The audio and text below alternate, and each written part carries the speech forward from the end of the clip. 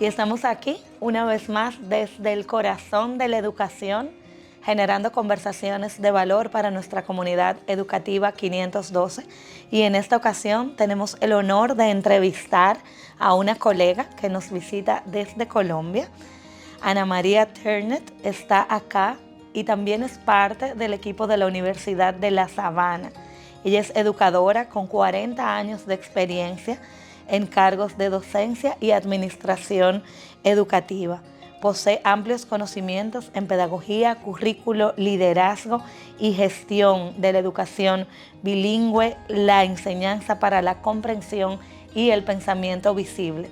Para nosotros como comunidad educativa es un verdadero honor contar con tu presencia, Ana María, y te agradecemos la generosidad de dedicar el tiempo a esta comunidad compartiendo tus conocimientos y tu talento. Bienvenida a Desde el Corazón de la Educación. Muchas gracias, Ángela, muchas gracias por la invitación y pues un honor poder compartir en este espacio tan valioso para los educadores.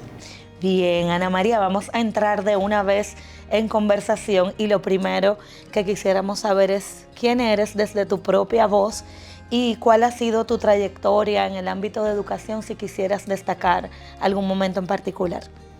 Bueno, pues yo soy colombiana, hija de padre inglés, madre colombiana y pues llevo mucho tiempo en educación. Originalmente yo soy nutricionista, es mi preparación de pregrado.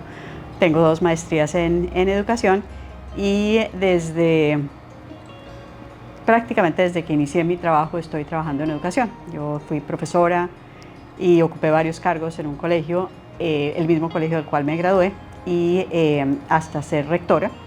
Y creo que ahí pues me enamoré de la educación, hice las 2 maestrías y bueno, obviamente te imaginarás en 40 años muchos proyectos. Yo creo que muy significativo dos elementos que hice ya hacia final de mi carrera en el colegio, que fue la construcción del proyecto de biblioteca, que era algo que yo anhelaba mucho porque así hablen de todo lo digital. Yo pienso que la biblioteca es ciertamente el corazón de un colegio, no solamente por los libros, sino por todo lo que sucede alrededor de la biblioteca. Y la acreditación internacional del colegio. Una vez que se terminaron esos proyectos, ya pensé que era momento de cambiar un poco de trabajo y pasé a trabajar en la universidad. En la universidad empecé en el departamento de lenguas, como profesora de inglés, que digamos que fue mi área de trabajo como la que más ejercí en el colegio. Y hace casi 3 años en la universidad se hizo un cambio con la facultad, y es que todas las maestrías que tienen que ver con educación pasaron a la facultad de educación. Entonces hace 3 años estoy allí en la facultad de educación, soy la líder de la maestría en pedagogía y la directora de maestrías y especializaciones.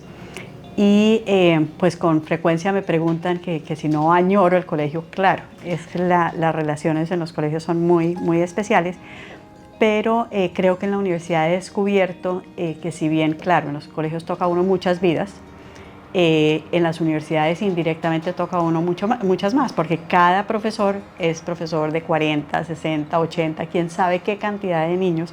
Entonces es muy gratificante, y es muy gratificante que muchos de los programas que tenemos trabajamos con profesores del sector público. Entonces ver cómo se puede impactar en todos los sectores, en todos los niveles, pues es muy, muy gratificante.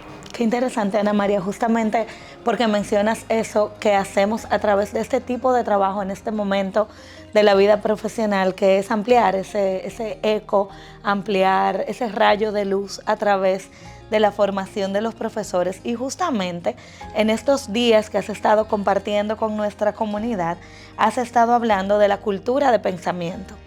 Y me viene a la mente al escucharte pues también que uno desde el aula o desde la escuela pues genera algunos espacios bien interesantes para los estudiantes, pero qué poderoso poder generar y desarrollar una cultura de pensamiento adecuada desde la formación de los docentes. Háblanos un poco de eso en el ámbito educativo, cómo impacta una buena cultura de pensamiento en ese espacio. Sí, a mí me parece vital. Evidentemente la cultura está. la que sea. Nosotros vivimos en muchas microculturas y que nos influencian de manera muy, muy poderosa. Entonces la pregunta que se plantea desde en parte el Proyecto Cero en la Universidad de Harvard es cómo podemos, la cultura está, hay unas fuerzas que la moldean, cómo podemos apalancarlas para crear culturas de pensamiento. Y me parece que ahí, en el marco de lo que se ha estado haciendo en el Congreso, es importante pensar que el pensamiento no se refiere solamente a lo académico, al conocimiento, porque también yo pienso sobre mí mismo, sobre mis emociones, sobre mis problemas, mis dificultades, mis expectativas, lo que yo pienso que puede pasar. Entonces creo que hay que tener cuidado de que a veces asociamos el colegio o la educación o el sistema educativo solamente con el conocimiento. Y claramente es el conocimiento, pero de muchas cosas. Yo como ser humano pues tengo todas estas dimensiones sobre las cuales les debo conocer, y no menor es ese conocimiento de mí mismo, de mis sueños, mis expectativas. Entonces sí, yo creo que es fundamental pensar que gastamos mucho tiempo en educación en cosas que son valiosas. Pienso, por ejemplo, desde el preescolar, ¿no? en rutinas de organización, seguir el turno, seguir instrucciones que son fundamentales para la vida. De hecho, hay un libro muy interesante que todo lo que valía la pena aprender lo aprendí en el kinder, ¿no? Entonces, y es cierto, pero si dedicamos tanto tiempo a eso, después en primaria y en secundaria vamos a cosas como hábitos de estudio, cierta disciplina y rigor académico que también son importantes. Pero ¿dónde se queda el pensamiento? Todos los profesores decimos, ay, es que quisiéramos que los estudiantes pensaran un poco más, que fueran más críticos, que fueran más allá de lo que hacemos en la clase, pero rara vez hay el tiempo para hacer eso. Entonces, ahí la pregunta es si no podemos apalancar realmente las fuerzas culturales para crear unos espacios, unos ambientes de aprendizaje que se enfoquen mucho más en la comprensión, en la reflexión. Hay pues en el mundo todo un movimiento slow, ¿no? Que todo sea un poco más lento, que no vivamos en este agite permanente, pero también desde el Proyecto Cero en Harvard están hablando del slow looking, de mirar con cuidado, con atención, y de tener tiempos para pensar, para reflexionar, para realmente tratar de comprender las cosas más profundamente que este afán que tenemos por cubrir temas que en últimas uno dice, realmente qué de eso queda, realmente qué de eso impacta la vida de los estudiantes. Qué interesante. Tiempo para pensar. De hecho, tenemos otra entrevista hablando con unos colegas específicamente de eso, y en todo el análisis que hemos hecho durante la entrevista y posterior a la misma, pues nos parece una gran responsabilidad del docente sacar intencionalmente ese tiempo para pensar, pero ahora que lo veo desde la perspectiva que lo plantea también, cuáles son las herramientas con las que el docente cuenta para que sus estudiantes también crezcan con una cultura en donde ellos mismos, para interiorizar, pues saquen ese tiempo. Y es como dices, estamos tan enfocados en lo curricular, en lo académico, que es muy importante y que no se debe dejar de lado, pero deberíamos, y ahí voy a ir a la siguiente pregunta, porque deberíamos lograr integrar de manera muy natural ese tiempo de reflexión, de articulación de las cosas, y de que el aprendizaje no solo sea lo externo, es decir, lo que se propone para aprender, sino que se conecte con lo que está dentro, con lo intrínseco, con las emociones, con las reflexiones que produce cada tema cognitivo que está sobre la mesa, porque no podemos separar al ser humano que somos. Al final de cuentas, cada propuesta académica trae consigo un diluvio de motivaciones, de alusiones, de elementos que nos traen recuerdos, que nos conectan con otros saberes, como llamamos conocimientos previos, pero también con otras experiencias. Y de repente una sola propuesta pedagógica pues trae para un niño, para un grupo de niños, de niñas, pues unas emociones, unos recuerdos que deben ser articulados. Entonces, en esa línea de pensamiento, si bien es cierto que ya como docentes al menos debemos reiterar que tenemos que sacar ese tiempo para pensar, ¿cuáles serían las estrategias que nos lleven a también promoverlo en el aula? Ojalá que no solamente en el kinder, sino a lo largo de toda la trayectoria escolar. Bueno, pienso que tienes toda la razón. De hecho, en la conferencia pues utilizo rutinas de pensamiento con los profesores que vamos a estar ahí, pero también es que creo que tenemos que llegar a las estrategias, claro, pero antes de eso a una reflexión sobre que no es una cosa o la otra. Es decir, en la medida que vemos muchísimas estrategias, digamos que parecen ser novedosas e innovadoras, pero existen desde hace mucho tiempo. En la universidad estamos en la reflexión sobre el aprendizaje experiencial, que es una propuesta de John Dewey de hace un siglo y que cobra relevancia en este momento, porque cuando yo puedo ayudar a los estudiantes a establecer esas conexiones entre sus emociones, sus experiencias y lo que estamos aprendiendo, pues estoy logrando un mejor aprendizaje. Es decir, creo que tenemos como una ilusión los profesores de que cuando yo dicto la muy buena clase, los estudiantes aprenden. Y pues no es sino verlos en sus espacios, la cantidad de cosas que aprenden sin necesidad de que haya un profesor, que haya una prueba. Lo que hay es motivación, interés, un problema, e incluso el profesor lo puede suscitar. Yo recuerdo en el colegio empezamos hace tal vez 30 años los proyectos independientes de grado 11, el último curso antes de graduarse. Las estudiantes, era un colegio femenino, y podían escoger un proyecto sobre el cual trabajar. Y un profesor propuso un trabajo de identidad cultural, de un trabajo de nuestras estudiantes del colegio con unos estudiantes de un grupo indígena. Y bueno, yo dije, pero estas niñas de alto estrato de Bogotá, ¿cómo se van a enganchar con este proyecto? Pues no te imaginas, el profesor lo vendió también, estaba tan convencido de la importancia de este proyecto. De hecho, las niñas se autocensuraron y sacaron a una niña que no estaba participando, le pidieron que se retirara del grupo pues porque no la veían motivada. Entonces yo creo que ahí tenemos un trabajo muy fuerte para hacer desde lo que nos apasiona a nosotros, que no necesariamente es la raíz cuadrada ni los verbos irregulares en francés, y poder llegar a esos espacios tan enriquecedores. Por eso hablaba de la biblioteca. La biblioteca en el colegio organizaba proyectos conjuntos para que todos trabajaran juntos. Entonces un día estábamos recorriendo el colegio antes de que empezara la semana del proyecto, y yo veía niñas de diferentes cursos trabajando con sus profesores, pero en el patio tirados haciendo sus carteleras, haciendo el trabajo. Yo decía, esto es el aprendizaje, aquí están aprendiendo seguro mucho más de lo que han aprendido en varios años de colegio. Entonces yo creo que claro, hay estrategias y podemos capitalizar sobre muchas estrategias de enseñanza, aprendizaje basado en proyectos, en retos, en problemas. Si tú haces una búsqueda, hemos hecho ese trabajo con nuestros estudiantes de pregrado, encontramos muchas propuestas novedosas y no tan novedosas que realmente pueden llegar a estos puntos. Y claro, digamos que uno de los elementos centrales de los que hablo yo en la cultura de pensamiento son las rutinas de pensamiento. Son esos espacios que nos permiten de manera muy sencilla, muy rutinaria, no rutinaria en el sentido de que es aburrido, sino rutinario en que se vuelve parte, organizado, ¿no? Parte del tejido del salón.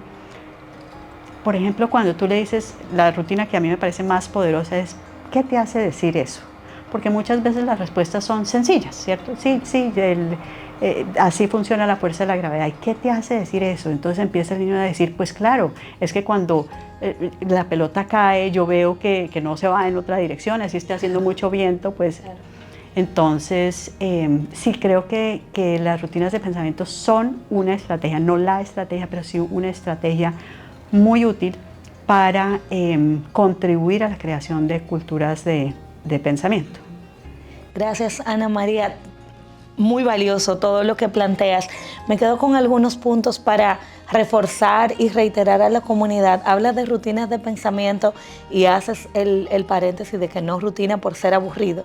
Qué importante, porque qué valiosas son las rutinas desde preescolar. Mencionabas el kinder, cómo organizas el pensamiento a través de las rutinas, a través de saber cuál es la expectativa de lo que va a pasar y cómo yo me veo como parte de eso que va a pasar por un lado. Pero me llama mucho la atención de que hablas de las propuestas novedosas y las no tan novedosas. Yo siempre me pregunto cuando escucho algo similar, como bueno, pero no tan novedoso ¿para quién? Porque nuestras generaciones también van evolucionando y lo que tal vez no es tan novedoso para ti y para mí, para un nuevo grupo lo es, porque no lo ha vivido antes. Y además, la diversidad de intereses que tenemos en una sola aula. Ese es el gran reto de la educación. Entonces, ¿por qué no hacer propuestas diversas para que también cada uno pueda, dentro de sus intereses, poder acoplarse en lo que lo lleva a ese pensamiento interior que tenemos? Hemos estado conversando y yo particularmente reflexionando bastante sobre en qué momento nos damos cuenta de lo importante que es hacer las pausas a la que estamos obligados y a la que la reflexión pues nos manda. No importa si somos educador de aula, si somos un gestor, pero en el sector educativo estamos obligados, es que ni siquiera debería ser una alternativa. Deberíamos ponerlo en agenda, momento de pausa y pensar, interiorizar. Y el llamado tal vez es a no esperar que sea demasiado tarde para darnos cuenta que teníamos que hacer pausas. Y me parece poderoso que si lo establecemos desde la formación de los más pequeños, los chicos de primaria, secundaria, pues vamos cambiando la cultura, no solamente en el aula, sino la de la sociedad, porque la representación de la sociedad está en nuestras aulas. Y creo que es una propuesta de altísimo valor. Yo sé que esta conversación que escucha tantas personas de nuestra comunidad va a elevar un poco ese pensamiento que queremos promover y también la conferencia que vas a compartir. Pero no concluyamos sin que por favor, Ana María, le dejes un mensaje directamente a cada uno de los miembros de nuestra comunidad que no solamente nos escuchan, sino que usan este material también para compartir con sus estudiantes universitarios muchas veces o para tomar decisiones en el aula. ¿Qué mensaje le dejarías directamente a nuestra comunidad? Claro que sí. Hay un educador norteamericano que se llama George Couros, yo lo sigo mucho en Twitter, que ha estado hablando mucho del tema de innovación en educación. Y alguna persona que estuvo en un taller de él se encontraron después y había tenido un proyecto muy interesante. Tal vez, creo que era aprendizaje basado en proyectos, y entonces él le preguntó, oye, ¿y sigues con ese proyecto? Y dice, no. ¿Y por qué no te funcionó muy bien? No, me funcionó divinamente. Los estudiantes súper enganchados, los padres de familia, personas de la comunidad. Fue una experiencia maravillosa con mis estudiantes. Y entonces él le dice, pero entonces, ¿por qué no seguiste? Y dice, no, es que en el colegio me dijeron que eso no era innovador. Y entonces él plantea algo que yo creo que todos los profesores tenemos que también pensar. Claro, es absolutamente claro que nuestros estudiantes no son conejillos de indias. Nosotros no experimentamos con ellos, pero pues es que hay tanta teoría educativa, tantas cosas interesantes que están pasando, que sí llama mucho la atención que no traigamos más de esos ejemplos a nuestros salones y a las actividades que hacemos. Pero él decía, si eso te funciona, si tus estudiantes están enganchados, si ves que es una herramienta poderosa para el aprendizaje, el pensamiento, la autoestima, la cantidad de cosas que salen de un proyecto así, no dejes que nadie te diga que no es innovador. Claro que es innovador. Quien decide, quien debe tomar estas decisiones importantes es el maestro, el que está en el salón de clase, el que todos los días se encuentra con estos muchachos, los escucha, conoce sus dolores, sus fracasos, pero también toda esa riqueza que tienen. Entonces yo creo que tú nos invitabas a eso ayer, se nos olvida que somos profesionales y que al ser profesionales tomamos decisiones importantes para estos estudiantes. No hay Ministerio de Educación, no hay rector, no hay coordinador que sepa como el maestro lo que necesitan sus estudiantes. Entonces, qué bueno que tomemos esa postura profesional. A un médico uno no le dice, ¿será que sí hay que operar eso? A un abogado no se le dice, ¿será que hay que remitirnos a esa ley u otra? Claro. El profesional sabe qué hay que hacer.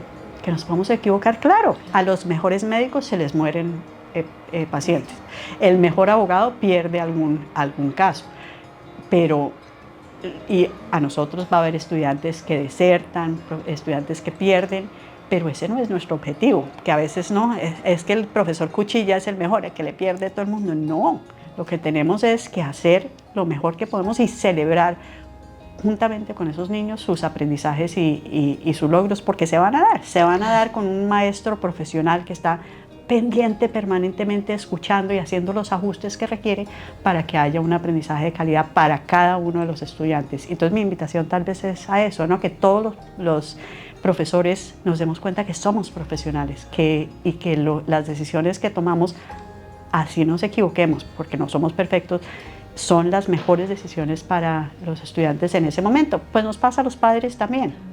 También nos podemos equivocar, pero tratamos de tomar las mejores decisiones para nuestros hijos. Entonces, animarlos a seguir en estas iniciativas, a seguirnos capacitando, a seguir compartiendo experiencias, porque muy seguramente ni tú ni yo tenemos las respuestas. Correcto. Está en el salón de al lado, está en la escuela que conozco, tal profesor está haciendo una experiencia ya que sería bonito replicar. Entonces, estas comunidades, estas redes son vitales para poder seguir adelante, seguir aprendiendo, ser aprendices para toda la vida, lo cual le modelamos a nuestros estudiantes. Excelente, gracias. De verdad, muy agradecida por ese mensaje, por toda la conversación, por ese mensaje final que reitera que somos profesionales de la educación, y lo combino con el resto de la conversación, comprometidos con sacar ese tiempo para desarrollar y elevar nuestro pensamiento. Estoy segura que un profesional de la educación en aula, con la interacción constante que tiene con los estudiantes y además de manera intencional saque ese tiempo para pensar, para desarrollar su pensamiento y ponerlo al servicio de sus estudiantes, muy difícilmente le vengan a dictar qué tiene que hacer. Toma las decisiones prudentes porque es quien mejor conoce a sus estudiantes. Esto ha sido una conversación de valor desde el corazón de la educación. Hemos estado con Ana María Ternet hablando justamente de cómo desarrollamos una cultura de pensamiento. Como profesionales de la educación que somos, seguimos buscando cada vez más oportunidad para elevar la conversación y que siempre sea de mucho valor. Soy Ángela Español desde el Instituto 512 y esta vez nos despedimos desde el corazón de la educación. Muchas gracias.